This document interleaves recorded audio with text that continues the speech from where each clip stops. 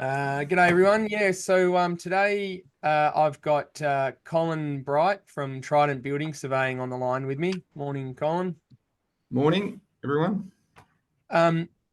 Today we thought we'd catch up and just real quick video chat on the upcoming NCC 22 adoption in Victoria. Something that's on on everyone's mind at the moment is how it's going to play out. What sort of things we're going to be looking for, what sort of challenges that we might need to overcome. So one of those challenges we're going to talk about today, and that is if you've got something that you've substantially started or, has been in the process for a while, and you've designed it around NCC 2019, then we're rolling into 22 with mandatory adoption in May. How does that play out in the building surveyor's eyes, and how do we handle it? So, Colin, I'll flick it over to you, and you can give us a bit of an update. But I know that you guys have got some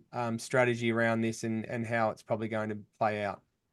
Yeah, well, we're governed by the Act and under Section 10 there, as you mentioned. So Section 10 relates to substantially designed building work. So where plans or a planning permit has been applied for prior to new legislation coming in, then that will allow a building surveyor to review, determine whether substantial design has been made, and relate that design or assess that design on the previous legislation before that new legislation come in. So the options there.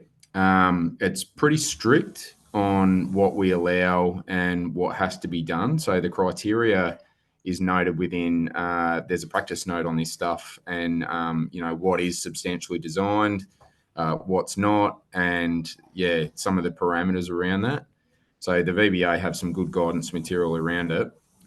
We typically follow that documentation as well for our determination and decision-making process. And we'll as part of that, we get an owner's approval as well, which must be achieved. So the owner must be aware that we're assessing previous legislation rather than the new. They may want the new to be assessed, so we've got to keep that into account. So in the end, there's a few little criteria points that we need to consider, but most of the time when things have been previously designed, let's say a planning permit has been applied for, that is absolutely no doubt previously designed and substantially designed. So right, yeah. So that was one of the questions that I was sort of leading to, was that obviously a lot of people have, some of these projects can take years to come to fruition. And there's a lot of planning permits that happened last year, and most of those applications, yes, we've had NCC 22 looming in the background, but people don't really know, necessarily what it's going to take to meet those new requirements. So in that instance, then Section 10 would be appropriate to be looked at and assessed under, you would think, yeah. Yeah, and so it wouldn't be Section 10 given to. It depends on when the design was happening, but let's say the design commenced in 2022 in October, then that could be seen to be then back in 2019 Amendment 1, because the adoption date for 2022 was the 1st of November in 2022, I believe. So that means substantial design could go back to the 2019 version, but let's say you designed it in 2023, then it would go to the 2022, but for energy provisions and those sorts of things, they don't apply in that circumstance. So we're still in Section 10, but we're under 22. Yeah. Yeah. Okay. So, and an example of that could be that we've got the new whole of home assessments that are coming in now, which are going to look at not just our building fabric essentially, but also our appliances and what they might look like. So we may get, say, a dispensation, or we'll call it a dispensation from 7-star to 6-star through Section 10, but we may still need to comply with whole of home. Is that what you're thinking, No. or So, no? Okay. yeah, just bluntly there. So what That's good. happens is there's been in the NCC 22, they've got notations about the building surveyor or designer may need to consider energy provisions back in 2019 Amendment 1, Yep. because the new provisions come in for the 2022. Now that those extension dates went out and out and out, and obviously they're now coming in to the 1st of May 2024. Mm. So from that date, if a design is done up after that date, then we have to apply the whole of home energy stuff and Yes. the livable housing stuff. Livable housing. So Yep. prior to that date, we can apply Section 10 where there's been substantial design made. Great. So Okay.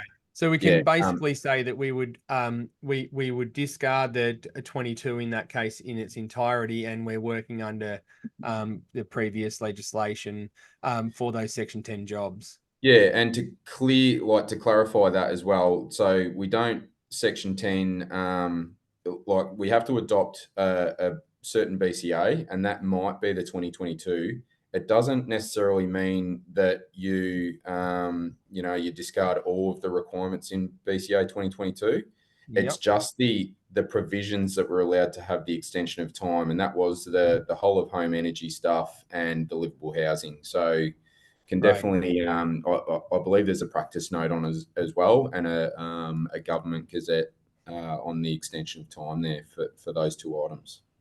Excellent. Okay, great. And from your perspective or your office's perspective, has there been any changes to how you're looking at dealing with things coming into that, NCC 22 coming into effect? Yeah, so livable housing is a big one. Energy is not so big for us because obviously we're going to be receiving reports and things like that, and Yep. we're going through and just checking compliance normally. But Hmm. livable housing, there's a whole new range of elements that we need to consider, and yeah, it can get quite technical. Not to say that the energy Mhm. stuff's not technical either, but yeah, the energy stuff, it's pretty.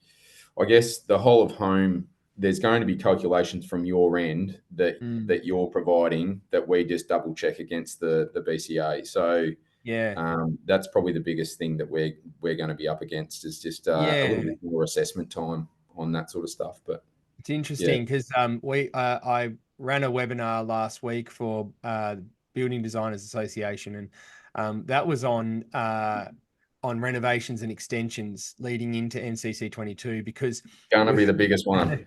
Yeah, look, it's already been a thorn in all of our sides for so yeah, long, and yeah.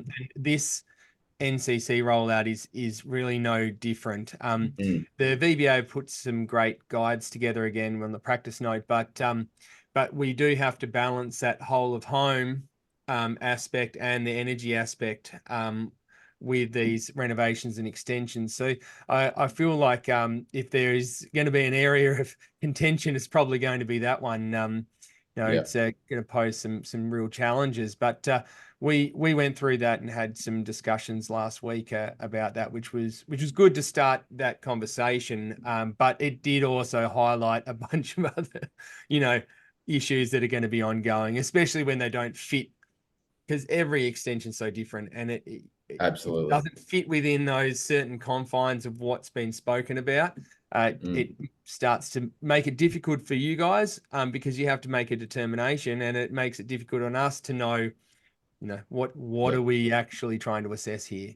So I guess like from a regulator's point of view, we're looking at what can be achieved, and so Mm, something might not be achievable because of an excessive cost or just outright inability to install and those sorts mm, of things. Because as you say, every existing building is very so different. different. So Yeah. and you're right, it becomes very technical when you've got alterations and extensions and the floor areas, the volumes around it, the existing windows and glazing Mm, and those sorts of things, and whether the building's insulated. But I guess the overall thing that we're looking at is how to make this building as best as it can be, Yep. with the the proposed works that's going on. So, and Yeah. where things can be achieved, like installation of ceiling insulation and those sorts of things, where those spaces are easily accessible, we'd expect to see that as part of the plans, and then obviously potentially a partial compliance type application can be made, and we can determine on those parameters. So if you're doing Yeah. as much as you can to make the building energy efficient and reduce those energy costs. So Absolutely, and some of those things are no-brainers when we're doing those works. The interesting one too was when we start to couple that with whole of home for extensions and renovations and meeting some minimums. There, there's Reg 233 still for partial compliance in that area, which we spoke about. But there was some interesting things about solar panels because that's becoming a thing in whole of home, yeah. and whether there's pre-existing solar panels on the building or not, and that will then feed into whole of home, whether if they're in good working order and things like that. So Mm. um, from your perspective, is probably not a lot, like you say. You're assessing what we're putting forward, and we're kind of doing a bit of the legwork there. But for us, now we're going to have to glean a lot more information from the owners and the designers on what is there, how can we upgrade it, what are the opportunities that we can come up with to then put an argument towards yourselves for Yeah. And consideration. And yeah, you're exactly right. The designers, I think, are going to play a major part in providing you the correct information. And if they're not up to date with the requirements, then it's going to make your job very difficult. So Right. yeah, ensuring plans have all the correct information is one of the key aspects, I reckon, for Yeah. this The work. last thing we want you guys to do is come back to us and say, I thought you said it had a solar panel system on it. And Yeah, there's nothing there, So yeah, yeah, it's going to be really important moving forward. yeah, for Well, sure. thanks so much, Colin. Thanks for taking a few moments out of your day. I know you guys are extremely busy, so we appreciate everything that you do. And yeah, I'll put a little bit of a plug for Trident underneath. But if you do need building surveying services in Victoria, Trident. Well, you guys are mostly around the country now, it seems. Yeah, we're in Victoria. We're in Tas. Tas is the main office there. We've got two, so Launceston and Hobart, and then we've got Queensland as well with a couple of offices up there. So Yeah, all good guys and girls around here. So very helpful and up for a chat. If you've got any dramas around anything, we're happy to talk you through on how to comply.